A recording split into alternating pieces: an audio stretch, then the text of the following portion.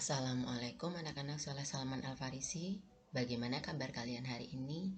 Semoga kalian semua tetap sehat dan tetap semangat untuk mengikuti pembelajaran kita hari ini. Hari ini kita akan belajar tema 1, subtema 2, PB1 sampai dengan PB3.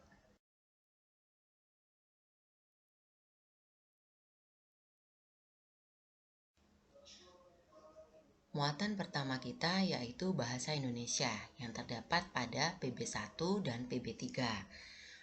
Untuk bahasa Indonesia masih tentang gagasan pokok pada paragraf. Nah, masih ingatkah kalian pada pembelajaran subtema 1 bahwa pada setiap paragraf terdapat satu gagasan pokok atau satu ide pokok dan beberapa gagasan pendukung atau ide pendukung.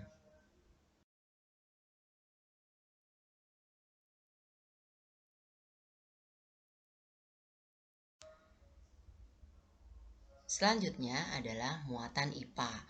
Muatan IPA ini terdapat pada PB1 dan PB3. Nah, yang akan kita pelajari yaitu tentang proses terjadinya suara pada manusia dan juga tentang bagian-bagian telinga sebagai alat pendengaran pada manusia. Yang pertama, proses terjadinya suara pada manusia. Seperti yang sudah kita ketahui bahwa suara yang dihasilkan oleh manusia saat berbicara disebabkan karena adanya getaran dari pita suara yang terdapat pada tenggorokan kita.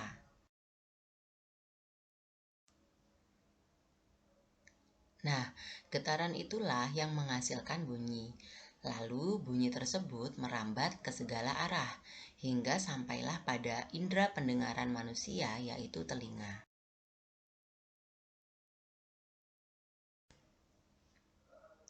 Materi kita yang selanjutnya yaitu indera pendengar manusia.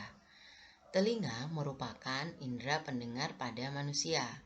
Telinga terbagi atas 3 bagian, yaitu telinga bagian luar, telinga bagian tengah, dan telinga bagian dalam.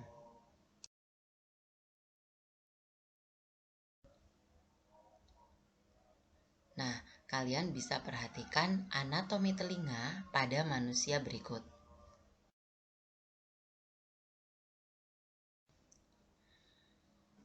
Berikut adalah bagian-bagian telinga beserta fungsinya.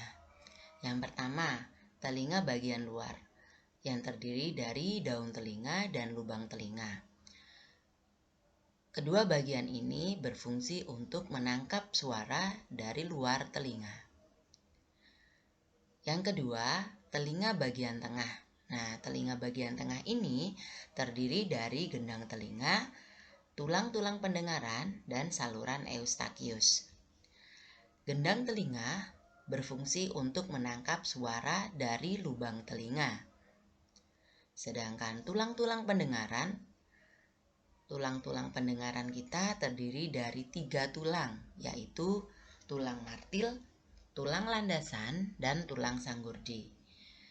Ketiga tulang tersebut berfungsi untuk meneruskan getaran bunyi ke telinga dalam.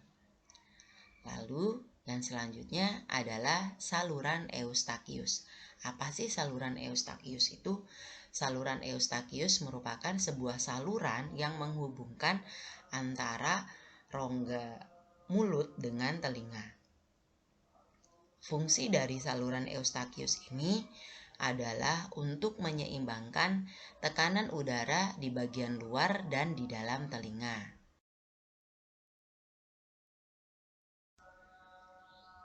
Yang ketiga adalah telinga dalam.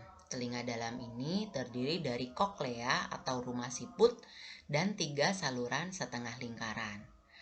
Koklea berfungsi untuk mengubah getaran menjadi impuls dan meneruskannya ke otak. Nah, bagaimana? Sudah bisa dipahami ya tentang bagian-bagian telinga? Cara kerja telinga kita, yaitu suara masuk melalui lubang telinga, sehingga menyebabkan gendang telinga kita bergetar. Getaran itu akan diteruskan oleh tulang-tulang pendengaran menuju ke ujung-ujung syaraf pendengaran. Lalu dari ujung syaraf pendengaran disampaikan ke otak agar diolah sehingga kita dapat mendengar dan mendeteksi suara apakah yang sedang kita dengar. Bagaimana? Bisa dipahami ya?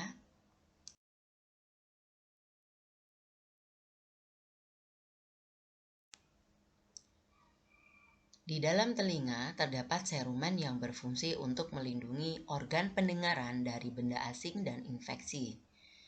Serumen akan menumpuk dan mengering lalu keluar melalui lubang telinga.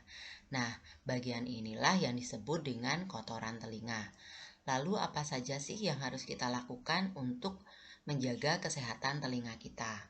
Yang pertama, dengan membersihkan daerah sekitar rongga telinga dengan handuk lembut.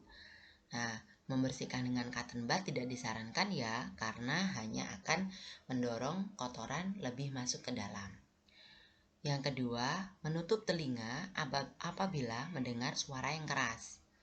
Nah, ini juga merupakan cara kita untuk menjaga kesehatan telinga kita.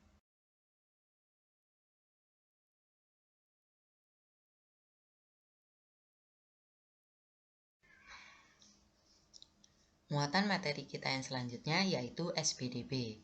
SPDB ini terdapat pada PB2. Nah, pada kesempatan kali ini kita akan mempelajari tentang unsur ruang, waktu, dan tenaga dalam gerak tari. Gerak tari merupakan unsur utama sebuah tari. Gerakan yang indah pada tari tidak lepas dari unsur-unsur pokok gerak tari yang meliputi ruang, waktu, dan tenaga.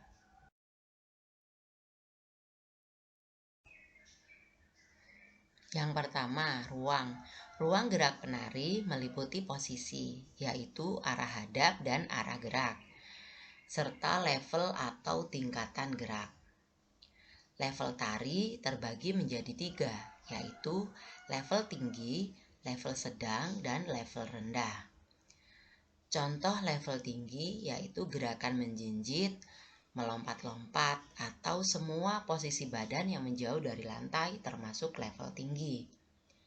Yang kedua, level sedang. Contohnya yaitu gerakan menekuk lutut. Yang ketiga, level rendah. Contohnya semua posisi duduk.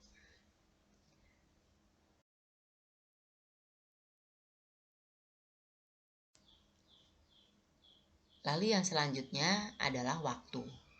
Waktu merupakan elemen yang membentuk gerak tari. Biasanya, waktu ini akan berkaitan dengan panjang pendeknya sebuah tarian. Hal ini sangat berkaitan dengan perubahan gerak dan posisi penari. Dan yang ketiga adalah tenaga. Setiap gerak tari memerlukan tenaga. Tenaga yang diperlukan penari terdiri atas tenaga ringan dan tenaga kuat. Bagaimana anak-anak? Bisa dimengerti ya? Semoga Allah memberikan kemudahan pada kalian semua untuk memahami materi kita pagi ini. Amin. Terima kasih telah menyimak video dari Ustadzah. Wassalamualaikum warahmatullahi wabarakatuh.